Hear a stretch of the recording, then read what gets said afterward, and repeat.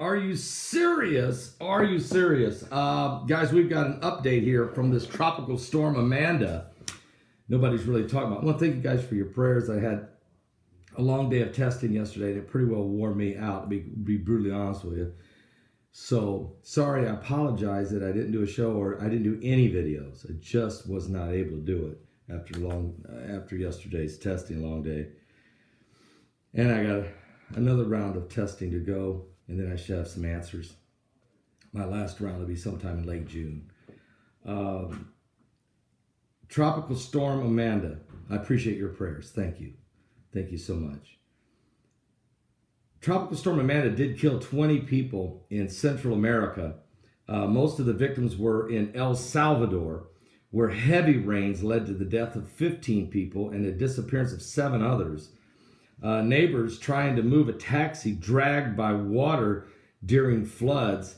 Tropical Storm Amanda, we warned us about this last Sunday night. We did a special report on this, but and I knew it was going to be bad because 30 inches of rain in the mountains in that terrain around Guatemala and El Salvador and in that area. I knew something bad would come out of that. It's unfortunate.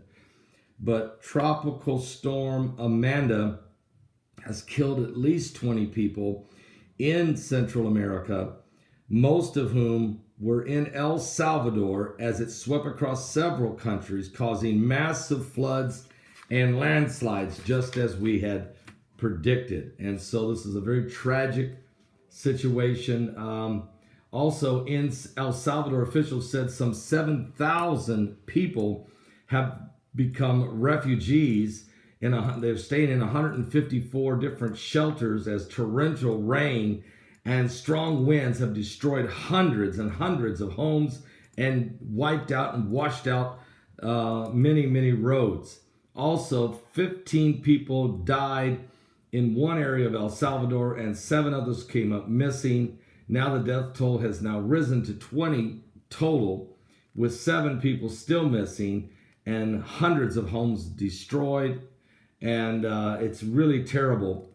There's been a 15-day state of emergency that's been declared, and the estimated cost about $200 million in damage. It's a very impoverished area, so very sad, difficult times for these folks in El Salvador. Our hearts go out to them, our prayers go out to them, and we do some mission works in El Salvador. Actually, Andy Firecharger goes to Guatemala quite a bit and preaches, and we send a lot of Spanish King James Version Bibles to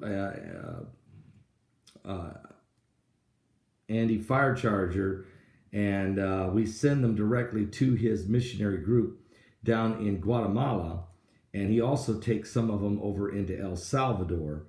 And so we've been providing him with Spanish Bibles as well as Spanish copies of my book, The Zombie Apocalypse, which they find very popular down there. I have a real nice couple who translated my book, Zombie Apocalypse, into Spanish.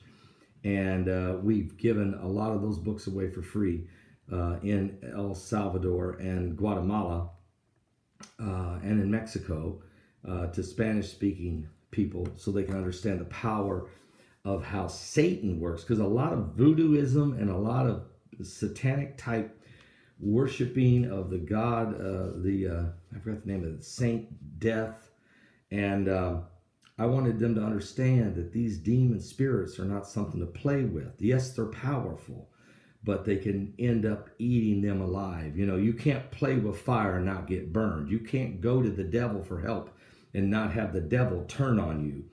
And I do a great job teaching on the zombie apocalypse in my book, explaining all kinds of different satanic rituals, demonology, spiritual witchcraft, and sorcery, and the zombie apocalyptic legion demons, and all types of different demons and companion demons and lead spirits and all that stuff that I learned under demonology teaching by Dr. Lester Sumrall that I received and was learned many years ago.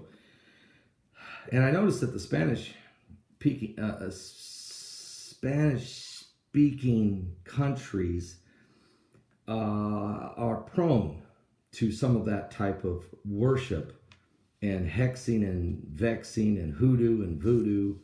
And so they need our prayer. So anyway, pray for the people though down here in El Salvador. I don't know how I got off on that tangent, but pray for these folks that they need help. All right.